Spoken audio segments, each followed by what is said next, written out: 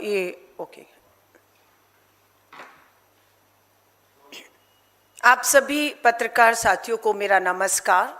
अपनी आज की प्रेस वार्ता शुरू करूं उससे पहले आप सभी को आज रामनवमी है।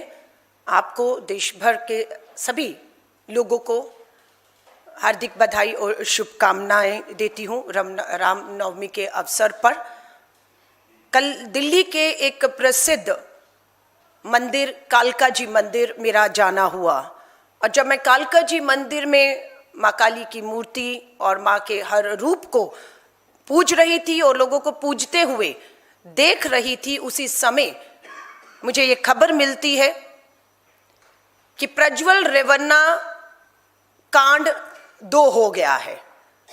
मुझे समझ नहीं आई प्रज्वल रेवन्ना कांड 2 क्या हुआ है। तो पता चलता है कि गोवा जहां भाजपा की डबल इंजन की सरकार है, उस डबल इंजन की सरकार में भाजपा के पार्षद हैं सुशांत नायक, उनके बेटे जिनकी उम्र 20 साल है, सोहम सुशांत नायक, उसने लगभग 20 से 30 बच्चियां जो नाबालिग बच्चियां हैं उनका बलात्कार, सामूहिक बलात्कार, यौन उत्पीड़न किया, उनकी वीडियो फोटो बनाई, उन्हें वायरल करता रहा और ये काम वो पिछले 3 साल से लगातार कर रहा था।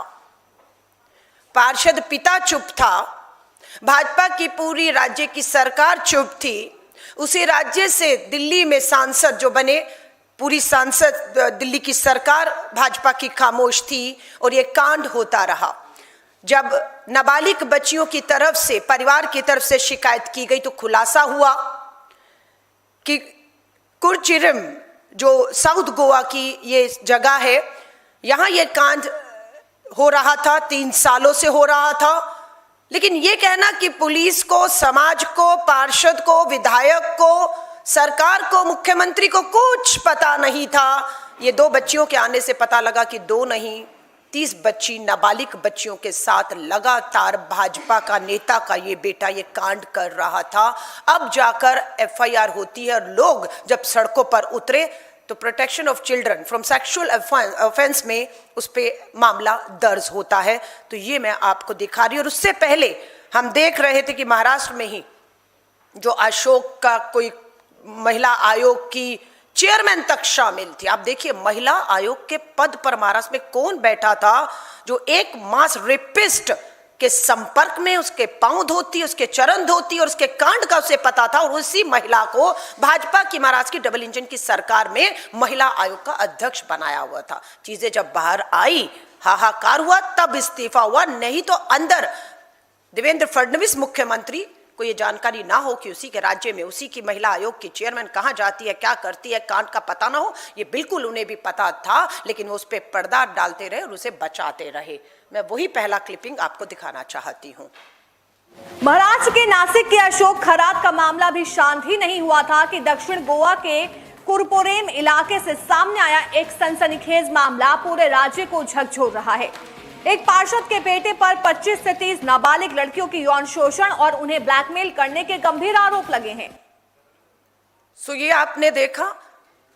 अब हम जब कहते हैं प्रज्वल रेवन्ना कांड 2, तो कांड 1 पे भी हमें जानना चाहिए क्या था कांड 1। प्रज्वल रेवन्ना भाजपा की डबल इंजन की सरकार थी उस समय भी, और उस समय ये उनका जो एनडीए कहें उसका संयुक्त सांसद था। इस पे भी मास रेपिस्ट होने के गंभीर आरोप ही नहीं लगे। आरोप साबित होते हैं, दोषी करार दिया जाता है, उम्र कैद की सजा होती है। प्रधानमंत्री जी को इसकी भी सारी जानकारी थी, लेकिन प्रधानमंत्री जी उसके बावजूद उनके चुनाव प्रचार में जाते, उनका हाथ ऊपर करके कहते कि प्रज्वल रेवन्ना जो एक मास रेपिस्ट है उसको दिया गया वोट देश के प्रधानमंत्री नरेंद्र मोदी जी को ताकत दिल्ली में देगा। उसकी भी सच्चाई तस्वीरें आपके सामने रख रही हूं, सबूत। इस वक्त एक बड़ी खबर आपको बता दें, रेप केस में जेडीएस के पूर्व सांसद प्रज्वल रेवन्ना को उम्र कैद की सजा सुनाई गई है। बेंगलुरु की स्पेशल कोर्ट ने रेवन्ना को दोषी पाया है।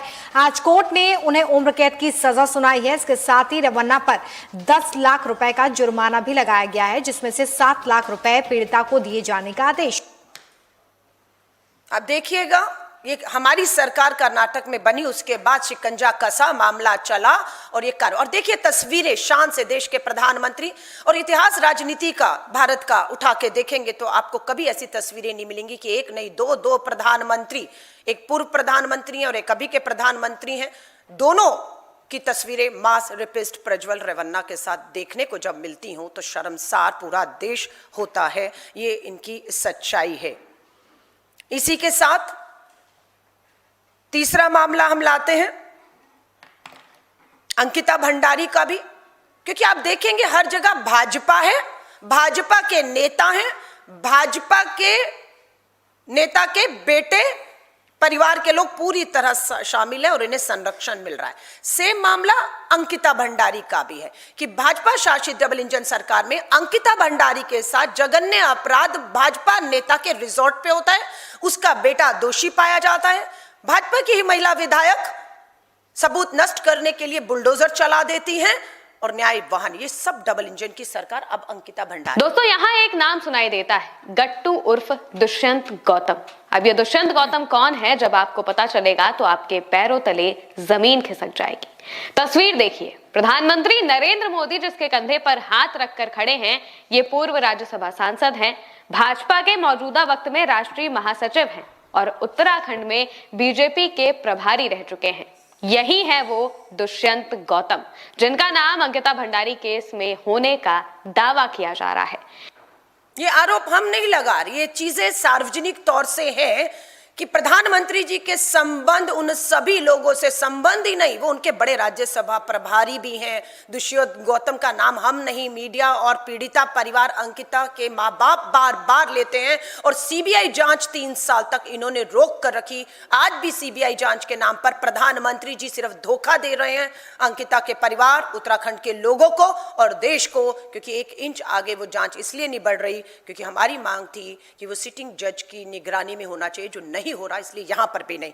अब आपको मैं एक और ले चलती हूं, आपको मैं गोवा लेकर गई, महाराष्ट्र लेकर गई, कर्नाटका लेकर गई, मैं आपको उत्तराखंड, अब मैं आपको लेकर चलती हूं भाजपा की, जहां पर डबल इंजन की सरकार थी, आज हमारी सरकार है और आज इन्हीं के विधायक हंसराज पर, बीजेपी के सिटिंग विधायक हंसराज पर नाबालिग बच्ची के साथ जो है वो गंभीर बलात्कार, यौन उत्पीड़न, ब्लैकमेल करने के आरोप में पोक्सो में मामला दर्ज हो चुका है और 30 मार्च को भाजपा का ये विधायक बड़ी इज्जत मान सम्मान के साथ ढोल पीटते हुए चंबा की अदालत में, चार्जशीट है तो पेश होने जाएंगे। और भाजपा इतनी बेशर्म है कि वो इस भाजपा के अपने विधायक हंसराज को ना पार्टी से निकालती है, ना उसकी विधायकी खत्म करने के लिए कहती है, उल्टा उसके साथ ताकत बनकर भाजपा की सरकार खड़ी है। लेकिन हमारी हिमाचल की सरकार ने भी मोर्चा संभाला हुआ है।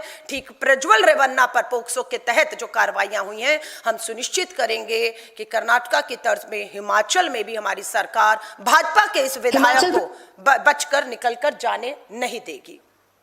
हिमाचल प्रदेश के चंबा जिले से भारतीय जनता पार्टी के विधायक डॉक्टर हंसराज इन दिनों बड़े विवाद में फंस गए हैं। पहले जहां चुरा विधानसभा क्षेत्र की एक नाबालिग मुस्लिम युवती ने एमएलए पर यौन उत्पीड़न, अश्लील चैट और धमकी के आरोप लगाए थे, अब उसी युवती के पिता भी सामने आए हैं और उन्होंने भी किडनैपिंग, धमकी और परिवार को डराने धमकाने जैसे गंभीर आरोप लगाए हैं।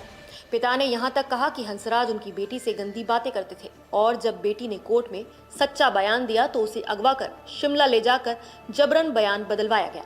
मामला सीधे विधायक पर नहीं बल्कि उनके निजी सचिव लेखराज और एक अन्य व्यक्ति मुनियन खान पर भी दर्ज हुआ है।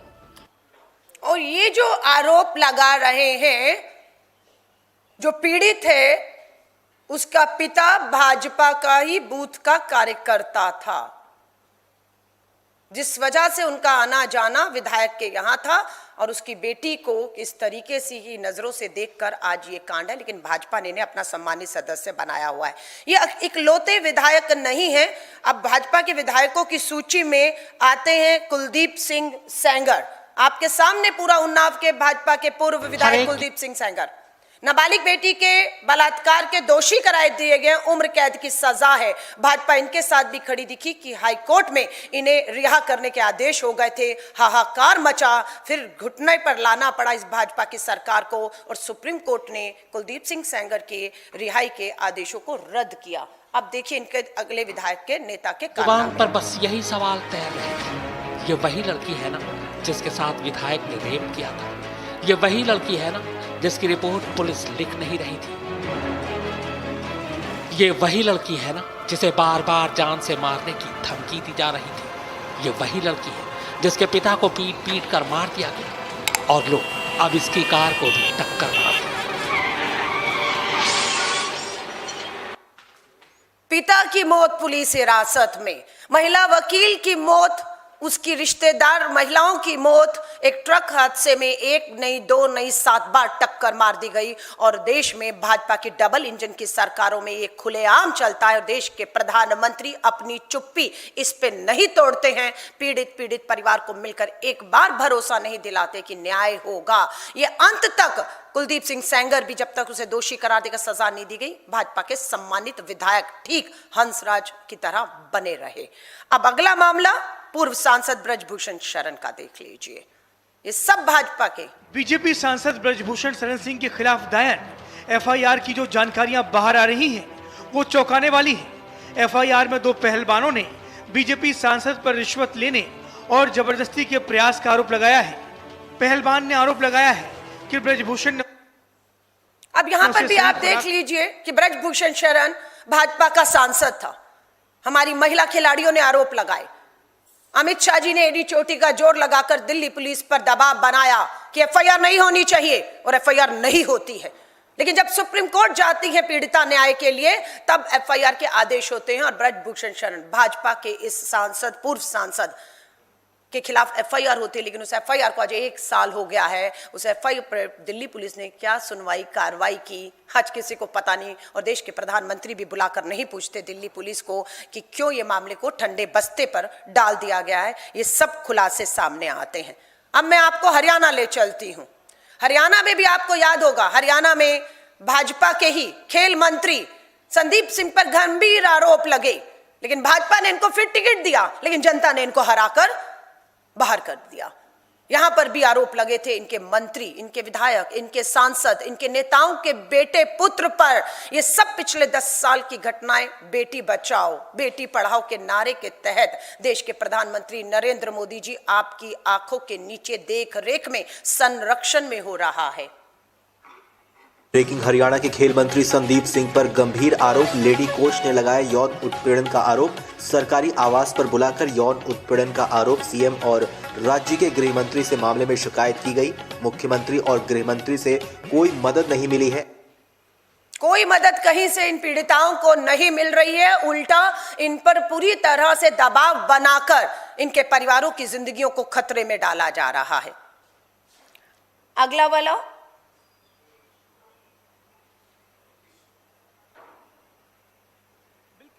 केस में उम्र कैद काटते दोषियों को जेल से मिली माफी वाली रिहाई के बाद धर्म के नाम पर ये बिल्किस बानो वाला मामला, ये भी याद है, गुजरात ले चली हूं। अब मैं आपको बिल्किस बानो के 11 सामूहिक बलात्कारी परिवार के हत्यारों को भाजपा की शर्मसार करती है ये तस्वीर। ये बलात्कारी है, दोषी करार दिए गए, उम्र कैद की सजा हुई, उन्हीं फांसी थी, सबको रिहा किया। किसने?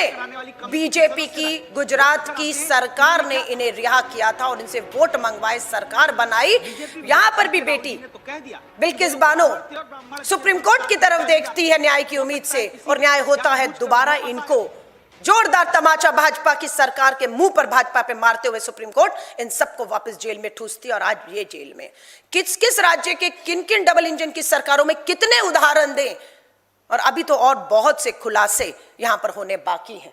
बिल्किस के बाद सुनिएगा, ये सारी खबरें चली, लेकिन खबरों को दबाकर मारकर खत्म कर दिया गया। जिन चैनलों ने चलाई उन चैनलों पर दबाव बनाए गए, उन एंकरों को हटा दिया गया, उस न्यूज के संपादकों को हटा दिया गया, हर तरीके से न्यूज को मरने दिया गया। और खबरें इनको लगता है मर गई, लेकिन वो पीड़िताएं जिंदा आज भी अदालतों के चक्कर काट रही हैं, न्याय मांग रही हैं। खबर चलाइए, ये क्या खबर थी? India's most influential rape and murder convict, Gurmeet Ram Rahim, chief of the Dera Sacha Sauda, has been granted his 15th vacation from jail. 15 बार पैरोल, इनाम मिलता है इन्हें। बाबा है, चुनाव आ गया है, वोट भाजपा के लिए इकट्ठा करना है, बेटियों की चिंता करने की जरूरत नहीं, उन्हें उनकी किस्मत उनके हाल पर छोड़ दीजिए। क्या हुआ? नाम में बाबा राम है, रहीम है। हाँ, भाजपा को अब नहीं लगता कि बलात्कारियों ने अपने नाम में राम रहीम रखा हुआ है, और तब आपकी धार्मिक आस्थाएं आहत नहीं होती। तब आप इन बलात्कारियों को, आपकी भाजपा की सरकारें 15 बार पैरोल। क्या आरोप थे बाबा राम रहीम पर, जो है नाबालिग बच्चियों के बलात्कार के दोषी करार दिए गए ना। अदालतों में मुकदमे चले, सबूत आए, दोषी करार अदालतों ने दिया, उम्र कैद दिया, फांसी होनी थी, और इनको पैरोल पर छोड़ने का फैसला सरकारें कर रही हैं। और प्रचार प्रसार अडंबर। यही नहीं, अगले बाबा को भी देख लीजिएगा। उत्तर प्रदेश के काशी में देर रात उस वक्त हलचल बढ़ गई जब रेप के मामले में दोषी और फिलहाल जमानत पर बाहर आए आसाराम अचानक बाबा विश्वनाथ के दरबार में दर्शन करने पहुंच गए। रात के समय आसाराम अपने अनुयायियों के साथ काशी विश्वनाथ मंदिर पहुंचे। बताया जा रहा है कि वो मंदिर के गेट नंबर 4 के जरिए कार से पहुंचे थे, जहां से आमतौर पर वीआईपी और प्रोटोकॉल वाले श्रद्धालुओं की एंट्री होती है। 4 नंबर गेट से एंट्री कराई गई, जहां से वीवीआईपी प्रधानमंत्री जी जाते हैं। वहां से आसाराम, कौन, अगेन नाबालिग बेटी के बलात्कार का दोषी, उम्र कैद की सजा काट रहे को आप बाइज्जत बाहर लाते हैं, मंदिर में ले जाते हैं, वीवीआईपी दर्शन कराते हैं, आडंबर कराते हैं। सरकार की मानसिकता तो सड़ी और गली है। मैं माफी चाहूंगी, बुरा लगेगा, समाज के उन लोगों पर भी मैं बिल्कुल सवाल खड़ा करूंगी जो इन बाबाओं के स्वागत में पूरा लेट जाते हैं, भूल जाते कि नाबालिग बच्चियों के बलात्कार के दोषी करार दिए, सजाएं याफ्ता हैं, सरकार की दया पर बाहर आए कि सरकार को चुनावों में इनसे लाभ लेना होता है। समाज की क्या आंखें बंद हो गई हैं? उन महिलाओं की खास तौर से जो इन बाबाओं के इर्द गिर्द ये भूल जाती हैं कि किसी की बेटियों को इन्होंने अपनी हवस ठंडी करने के लिए नोचा है, और लंबी लड़ाई के बाद उन्हें न्याय जब मिलता हुआ दिखता है, फिर उनकी उम्मीदें ऐसे तोड़ी जाती हैं।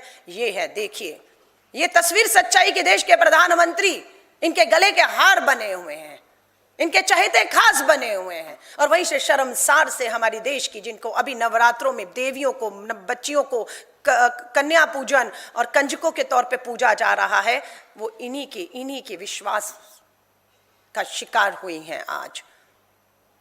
इसके साथ ही अब मैं आती हूं एप्स्टीन फाइल्स में। एक विश्व में एप्स्टीन फाइल चल रहा है और एक भारत के भीतर एप्स्टीन फाइल्स, पीडोफाइल्स, नाबालिग बच्चियों का शौक रखने वाले, उनसे अपनी हवस ठंडी करने वालों से भरी पड़ी हैं ऐसी एप्स्टीन फाइल्स। लेकिन वो एप्स्टीन फाइल्स में एक का नाम नहीं है। अमेरिका की एप्स्टीन फाइल की तरह भारत की भी एप्स्टीन फाइल नंबर 2 में अनेकों नेताओं का नाम है, इसलिए उसे भी दबाकर खत्म करने की भारत में भी कोशिश हो रही है। और अमेरिका की भी जो फाइलों में नाम केंद्रीय मंत्री हैं हरदीप पुरी, शर्म आनी चाहिए, थोड़ी सी नैतिकता, थोड़ी सी बेटी बचाओ के नारे, थोड़ा सा उनका चरित्र खंगाल लेते तो आज वो मंत्री पर बने नहीं होते। खुद स्वीकार करते हैं कि जेफरी एप्स्टीन से उनके संबंध थे। हम कहते हैं आप 16 बार मिले, आपने खुद स्वीकार कर लिया हम 4 बार मिले हैं। आप मिले, आपके रिश्ते, आपके संबंध, आपकी बातचीत थी, और आप उसके कारनामों को जानते थे, और उसका लाभ आप अपने पद और मोदी सरकार को पहुंचाने का काम उन तौर तरीकों से भी कुकर्म जो हो रहे थे कर रहे थे। सुनिएगा हरदीप पुरी, केंद्रीय मंत्री देश के जो हैं।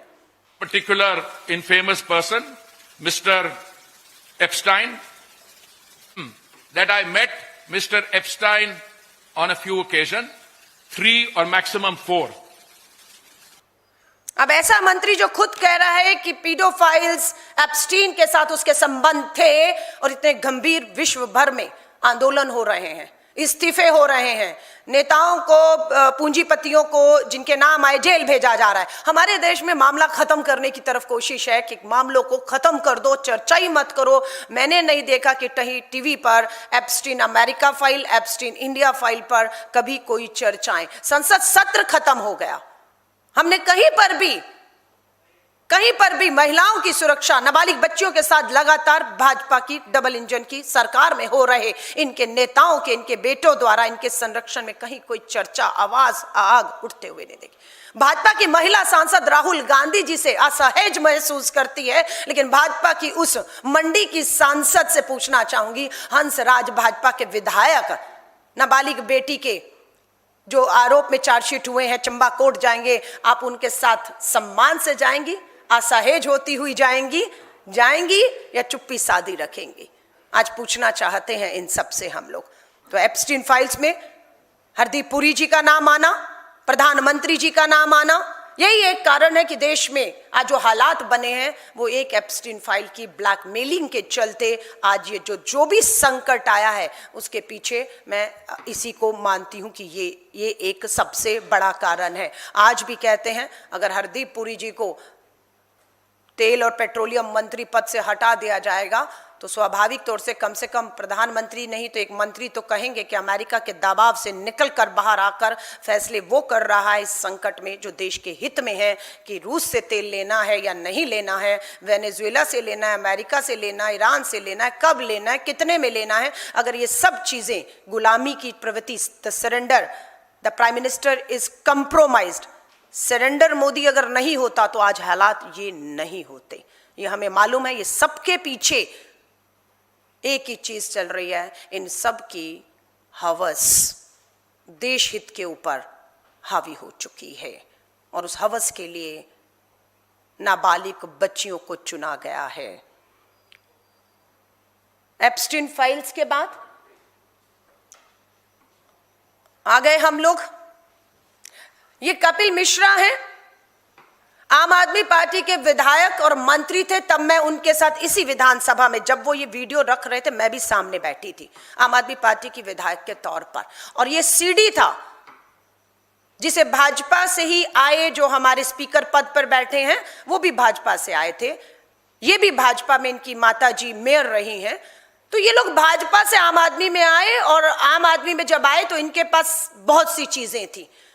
कपिल मिश्रा के पास तो प्रधानमंत्री नरेंद्र मोदी जी, अमित शाह जी की सीडी थी जो चलाई गई थी उस समय सदन के भीतर, क्योंकि बाहर चलाने की इजाजत नहीं थी और मीडिया दिखाता नहीं, इसलिए लाइव विधानसभा सत्र में गुजरात की उस सीडी को चलाया गया है। और ये एप्स्टीन फाइल्स यहां पर ऐसी बहुत हैं जिसे दबा दिया गया है। ये कहते हैं ये सीडी सुप्रीम कोर्ट को 2015 में एक महिला जिसका जिक्र मैं करूंगी सौंपी गई थी, लेकिन 15 से 25, 26, 10 साल से उस सीडी को देखा, उसकी जांच करने का काम किसने दबा कर रखा है। सुनिएगा आज भाजपा के दिल्ली के मंत्री कपिल मिश्रा जी को विधानसभा में बोलते हुए क्या कहते हैं। उस महिला का फोन बंद करा के सरकारी गाड़ी में बैठा के पीछे वाले दरवाजे से नरेंद्र मोदी के घर लेके जाया जाता है और उसके बाद she was taken to the first floor and given a room across the chief minister's bedroom। उसको फर्स्ट फ्लोर में ले जाते हैं और मोदी जी के बेडरूम के बगल वाले कमरे में कहते हैं तुम्हें यहीं रहना होगा। लड़की को ले जाते हैं सरकारी गाड़ी में, मुख्यमंत्री के घर ले जाते हैं, उनके साथ वाले कमरे में रखते हैं। और क्यों रखते हैं, क्या होता है क्या नहीं, ये सब सीडी जो पेश की गई थी, दी गई थी इस विधानसभा में स्पीकर को आधिकारिक रूप से। आज यही बीजेपी में मंत्री हैं, वो सीडी आज भी उम्मीद है इनके पास होगी। आज हिम्मत करके देश के प्रधानमंत्री को ही सीधा सीडी देकर उन्हें कहिए इसकी जांच करा लीजिए। अगर सीडी के साथ छेड़खानी है, आप निर्दोष हैं, तो मुझे आगे रखकर, कपिल मिश्रा जी को आगे रखकर निर्दोष का सर्टिफिकेट आप लीजिए। कपिल मिश्रा जी हम आपको कहते हैं। अब आरोप ये है कि ये भाजपा में है, आज भाजपा के मंत्री है, ये हम आरोप नहीं लगा रहे हैं, ये भाजपा के नेता है। अब दूसरे ही भाजपा के नेता डॉक्टर सुब्रमण्यम स्वामी, कांग्रेसी नहीं है, भाजपा ही है, राज्यसभा सांसद मंत्री, वो भी इतने गंभीर आरोप लगा रहे हैं कि प्रधानमंत्री जी की कैबिनेट में कुछ महिलाएं थी जो प्रधानमंत्री, शर्म आती है जिस शब्दों का इस्तेमाल हो रहा है, प्रधानमंत्री मोदी जी, पूरी भाजपा उस पर चुप है, उस पर चुप है। कोई कार्रवाई डॉक्टर सुब्रमण्यम स्वामी के कहे हुए बयानों पर उसकी जांच क्यों नहीं होती। और जिन महिलाओं के ऊपर इशारा कर रही हैं वो महिला मंत्री, पूर्व मंत्री भी जानती हैं कि ये इशारा आपकी तरफ हो रहा है। आप क्यों चुप हैं, आप क्यों चुप हैं? क्यों आप बोलती नहीं हैं? क्यों सरेआम डॉक्टर सुब्रमण्यम स्वामी भाजपा के नेता लगातार आकर इस तरीके के शब्द की सोती थी, इसलिए उनको सांसद का टिकट मिलता था और इसलिए वो मंत्री बनी है। आज इस पे ये भाजपा के नेता हैं, कांग्रेस के नहीं है। कपिल मिश्रा हो, डॉक्टर सुब्रमण्यम स्वामी, और अभी मैं जो आपको ट्वीट का लिंक दिखा रही हूं, आज ये भयानक 12-13 घंटे पहले प्रोफेसर मधु पूर्णिमा किश्वर, इनके फॉलोवर मैं देख रही हूं 1.8 मिलियन फॉलोवर हैं इनके। मोदी नामक किताब इन्होंने लिखी है, प्रधानमंत्री नरेंद्र मोदी जी आप पर, इन्हीं प्रोफेसर मधु पूर्णिमा ने किताब लिखी है। आज वही कुछ घंटों पहले एक खुलासा करती हैं कि उनके पास भी वो सीडी थी, उन्होंने भी उस सीडी को देखा जो गुजरात में आपके मुख्यमंत्री बनते हुए एक महिला के साथ कांड हुआ है, और वो खुद लिखती हैं अपने ट्विटर हैंडल में कि वो सीडी सुप्रीम कोर्ट पे जांच के लिए, जिसे आपकी सरकार और आपने दबाया हुआ है।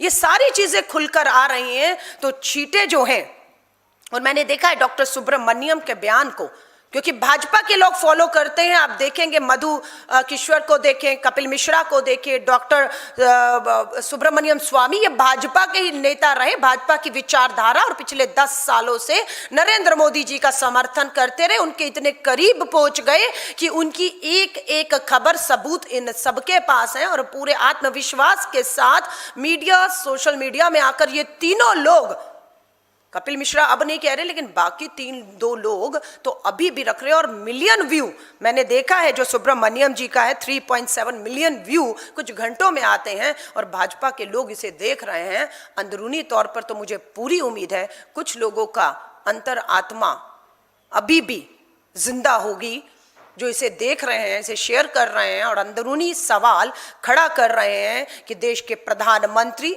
देश के गृह मंत्री, भाजपा के विधायक, भाजपा के सांसद, उनके बेटे पूरी तरह से भाजपा की डबल इंजन की सरकारों में इस देश की बेटियों को, नाबालिग बेटियों को नोचने का काम कर रहे हैं। और पिछले 10 सालों में किसी भी भाजपा के नेता जिनके नाम और पोस्टर में मोदी का असली परिवार मैं दिखा रही हूं, BHU में भी देखिए बेटी के साथ गलत हुआ, स्मृति ईरानी अब तो नहीं रही, दुनिया में तो है, मैं माफी चाहूंगी, राज्यसभा में नहीं रही, मंत्रिमंडल में नहीं रही हैं, पर प्रधानमंत्री नरेंद्र मोदी जी तो वहीं पर हैं, और वही तस्वीर है। BHU की बेटियां भी आज भी न्याय मांग रही हैं। और आज मैं देख रही थी कि भाजपा के 44 सिटिंग विधायक और सांसद, मैं 44 का यहाँ पर उनकी जीवनियां नहीं लेकर आ पाई हूँ, 10-12 की लेकर आई हूं, वरना सारा दिन लग जाएगा। 44 विधायक और सिटिंग सांसद ऐसे हैं जिनके ऊपर गंभीर बलात्कार, यौन उत्पीड़न, ब्लैकमेलिंग, वीडियो बनाना, वीडियो शेयर करने के गंभीर आरोप हैं। मामले चल रहे हैं, लेकिन सजाएं नहीं हो रही, और अगर सजा हो जाती है तो पैरोल पर बाहर लाया जा रहा है। इसमें से 7 बीजेपी के सांसद ऐसे हैं जिन्होंने अपनी नॉमिनेशन के टाइम डिक्लेयर किया है कि उन पर गंभीर रेप के मामले 10-12 सालों से चल रहे हैं, जबकि ये पोक्सो के मामले हैं, इनमें फांसी होनी चाहिए, ये फास्ट ट्रैक कोर्ट में चलने चाहिए थे। पर पूरी की पूरी सरकार, प्रधानमंत्री जवाब दो सवाल आज उठ रहा है। लेकिन दुख और चिंता की बात यह है कि देश के प्रधानमंत्री जवाब देने की बजाय संसद से भाग रहे हैं, जवाबदेही से भाग रहे हैं, और देश के हालात हर हिसाब से अगर हम देखें बर्बादी की ओर ये देश जा रहा है। और इसे मूक दर्शक बनकर कम से कम भारतीय राष्ट्रीय कांग्रेस किसी भी कीमत पर, किसी भी दबाव में आकर हम लोग अपनी अपनी आवाज़ को, जो इन आधी आबादी की महिलाओं की आवाज़ है, नाबालिग बच्चियों की न्याय दिलाने की आवाज़ है, इसे हम किसी भी कीमत पर दबने नहीं देंगे। आप सभी पत्रकार साथियों का मैं धन्यवाद करती हूँ। इसी से संबंधित आपके जो सवाल हों उनका मैं स्वागत करती हूँ।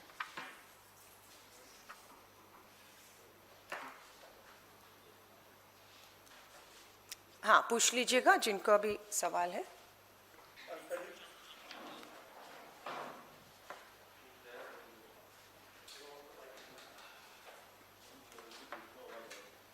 ऐसे ही पूछ लीजिएगा। हाँ,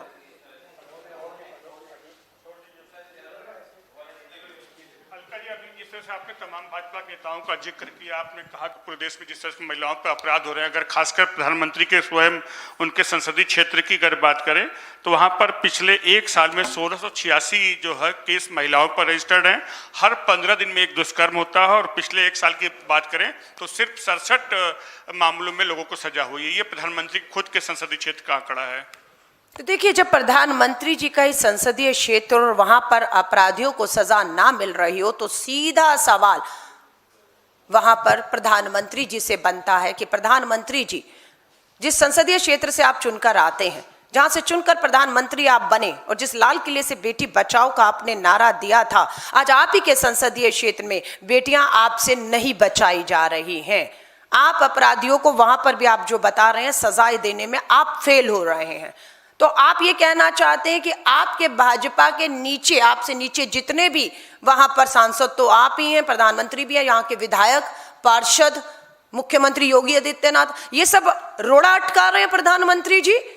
किन बेटियों को न्याय आप देना चाहते होंगे और देने नहीं दे रहे, तो साफ करिए कि क्या है कि आपकी अपनी संसदीय क्षेत्र पूरे देश की दूसरी आपकी ही अपनी खुद की राज्य डबल इंजन की सरकारों में मुख्यमंत्रियों के सामने, नेताओं के सामने उदाहरण नहीं बन पा रही। उल्टा आपकी भी विधानसभा पर एक बड़ा धब्बा, कलंक लगता हुआ दिख रहा है। यही चिंता की बात है कि गोवा के, छोटे से राज्य गोवा के एक भाजपा के पार्षद के बेटे के दामन पे दाग से लेकर एप्स्टीन फाइल्स तक में अगर हम आते हैं तो आपके केंद्रीय मंत्री हरदीप पुरी और आप तक वो काला धब्बा, वो दाग पहुंच चुके हैं। तो मुझे लगता है नैतिकता तो ये कहती है कि ये देश में ये सरकार बेटियों की, महिलाओं की सुरक्षा में पूरी तरह फेल हो गई है और ये आधी आबादी इस सरकार को पूरी तरह से नकारती है। और नैतिकता के आधार पर इन सबको अपना इस्तीफा इस देश की आधी आबादी से मांगते हुए देकर हट जाना चाहिए, स्वीकार कर लेना चाहिए कि देश के प्रधानमंत्री, भाजपा की डबल इंजन की सरकारों में मुख्यमंत्री, इनके मंत्री बेटियों को सुरक्षा, संरक्षण, न्याय देने में फेल हो गए और आप इस्तीफा दें, हम देखना चाहते हैं। इसी से संबंधित किसी का कोई सवाल? आप सभी पत्रकार साथियों का एक बार फिर से मैं धन्यवाद करती हूं।